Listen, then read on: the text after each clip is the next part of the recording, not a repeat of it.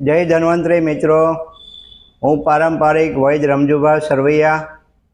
मित्रों, आज आपणे त्रिफला विषे चर्चा करिए। त्रिफला विषे के त्रिफलाना शू एमां फायदा छे।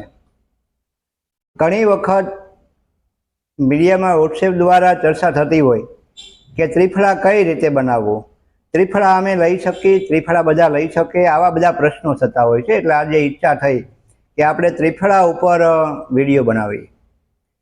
तो मित्रों, त्रिफला जे छे ए आपणा ऋषि मुनिओए शास्त्रोनी अंदर प्रथम स्थान त्रिफलाने आप्युं छे। ज्यारे आयुर्वेद लखवानी शरूआत करी એટલે હરડેથી સ્ટાર્ટ કર્યું છે એને। અનુક્રમણિકા જોઈ લેજો લગભગ ગ્રંથોની કે હરડેથી એને શરૂઆત કરી છે।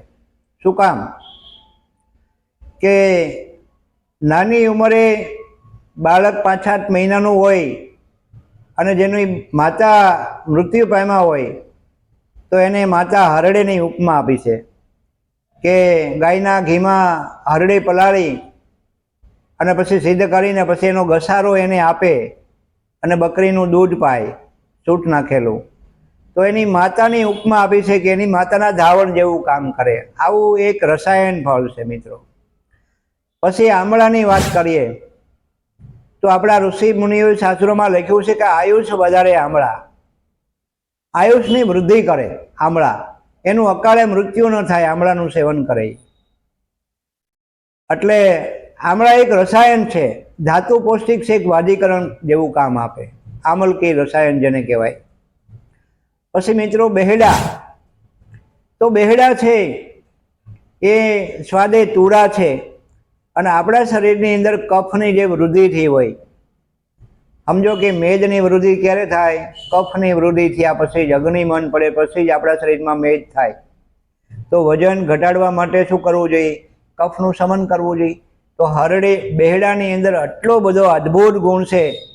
तमाम औषधिनी अंदर एनु मोखरी नाम है कि बेहड़ानुं जे काम है ए कफ शामक है, कफनुं शमन करे।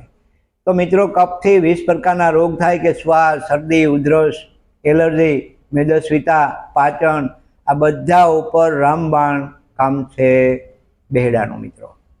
तो हवे आ 3 फळ थया, हरडे, बेहड़ा अने आमळा। ત્રણેયનું સંયોજન કરીને તમે બનાવો તો એનું નામ શું આપ્યું શાસ્ત્રોક્ત પ્રોડક્ટની અંદર? ત્રિફલા। ત્રિફલાનો અર્થ હરડે, બેહડા અને આમળા।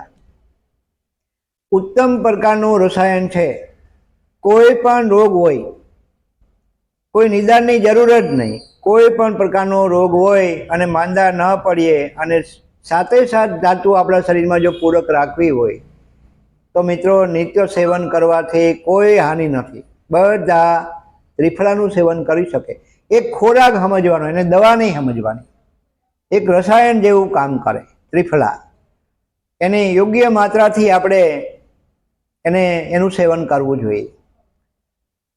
हवे मित्रों, शास्त्रोनी अंदर कविओए पण एना वर्णन कर्युं छे के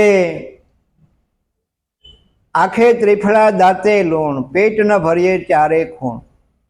आँख माटे के त्रिफला, दांत माटे के लूण एटले मीठू, अने पेट न भरीए के त्यारे खूण, के ठासी ठासीने न जमीए।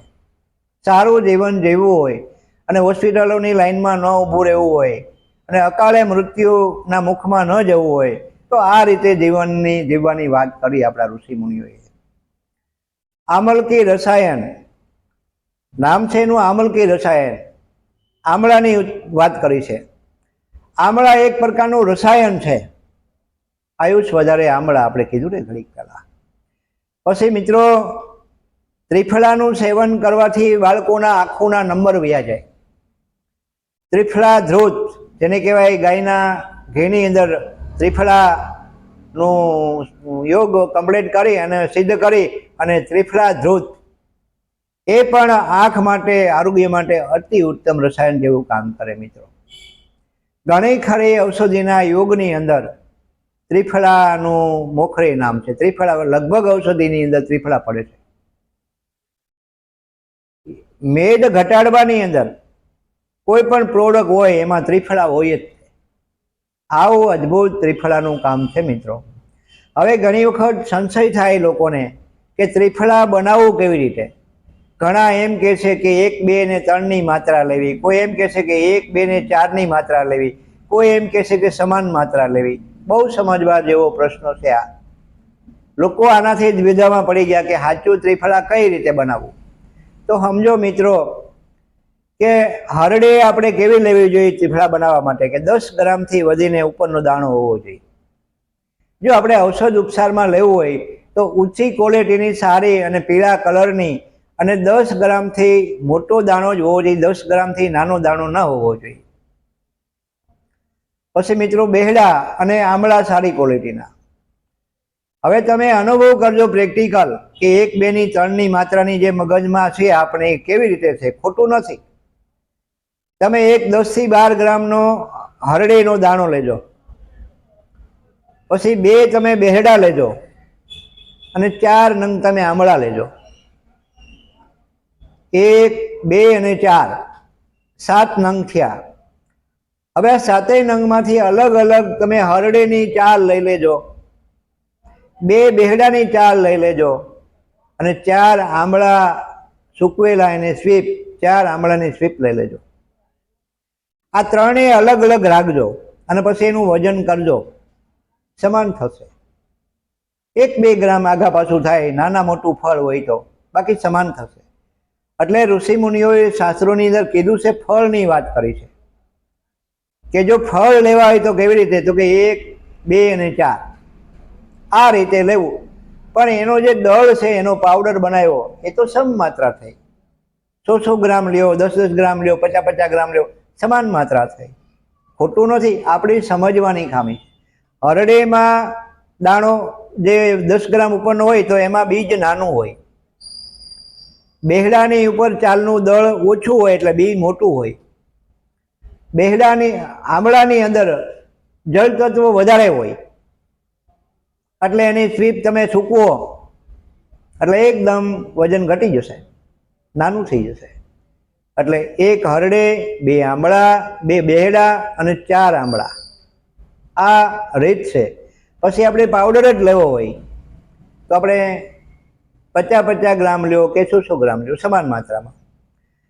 પણ મિત્રો આપણે ત્રિફળાનો જો ગુણ ખરેખર લેવો જ હોય તો એમાં ક્વોલિટી ઉપર ખાસ ધ્યાન દેવું જોઈએ કે સડેલા ન હોવા જોઈએ, ખંડિત ન હોવા જોઈએ, જૂના ન હોવા જોઈએ અને અપક્વ ન હોવા જોઈએ, પરિપક્વ થયેલા હોવા જોઈએ.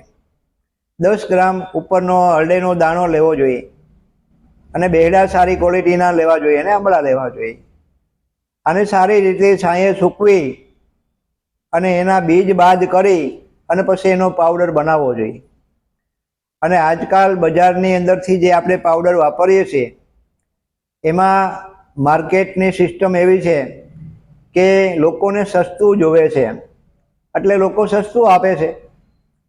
કોઈ બિયા કાઢતા નથી, આખે આખા ખંડિત હોય, ચડેલા હોય, જૂના હોય, તમામનો પાવડર બિયા છોટો થઈ જાય અને ત્રિફળા માર્કેટમાં આપણે મળીએ બનાવવા પાવડર લાવીને. કોઈ દિવસ રિઝલ્ટ નહીં આવે, આપણો સમય, પૈસા બદનામ થશે, ખરાબ થશે અને આપણો આયુર્વેદ બદનામ થશે. ખાસ જો ઘરે બનાવો તો સારી ક્વોલિટીનું તમે ત્રિફળા બનાવી અને આનો યુઝ કરી શકો છો સારી રીતે અને આના ગુણનો લાભ લઈ શકો છો. અમે 10 ગ્રામ ઉપરના દાણા જ મંગાવી છે હરડીના, સારી ક્વોલિટીની. પછી બેહડા એની ઋતુમાં અમે એકઠા કરીએ અને આમળા પણ ઋતુમાં લઈ અને અમે જાતે જ એની સ્વીપ બનાવી અને અમે ત્રિફળા પાવડર પણ બનાવી છીએ. અમારે દવાની અંદર ઘણી આમળા ત્રિફળાની જરૂર પડતી હોય છે એટલે અમારી પાસે સિઝનમાં અમે સ્ટોક કરી અને સારી ક્વોલિટીના ઔષધો બનાવી છીએ. જો ત્રિફળા તમે ઘરે બનાવો તો અતિ ઉત્તમ, અને જો ન બનાવી શકો તો અમને ફોન કરશો તો અમે કુરિયર દ્વારા તમારા ઘરે પહોંચતું કરી દઈશું. ઓલ ઇન્ડિયામાં કોઈ પણ જગ્યાએથી તમે ઓર્ડર આપશો એ પ્રમાણે અમે ત્રિફળા તમને પહોંચતું કરશું. એટલે ત્રિફળાનું સેવન કરીએ, રોગોથી બચીએ અને બને એટલા આપણે જીવનશૈલીમાં ભારતીય પરંપરાના અભ્યાસ મુજબ આપણે ખોરાક લઈ, દિનચર્યા, ઋતુચર્યા, રાત્રિચર્યાનું ધ્યાન રાખીએ તો આપણે કોઈ દિવસ બીમારી આવે નહીં. અન્ન સમાન કોઈ ઔષધિ નથી, દારિદ્રતા જેવું કોઈ દુઃખ નથી. એવું આપણા શાસ્ત્રોમાં કીધું છે. એટલે અન્ન છે એ જ ઔષધ છે. એટલે દિનચર્યા આપણી ખાસ સારી હોવી જોઈએ, નહીં કે ગમે તે ખાઈ લેવું. બસ આના વિશે કંઈ પણ હોય તો મને કોમેન્ટ દ્વારા જણાવશો. જય ધન્વંતરી. બીજા મુદ્દા સાથે મળતા રહીશું.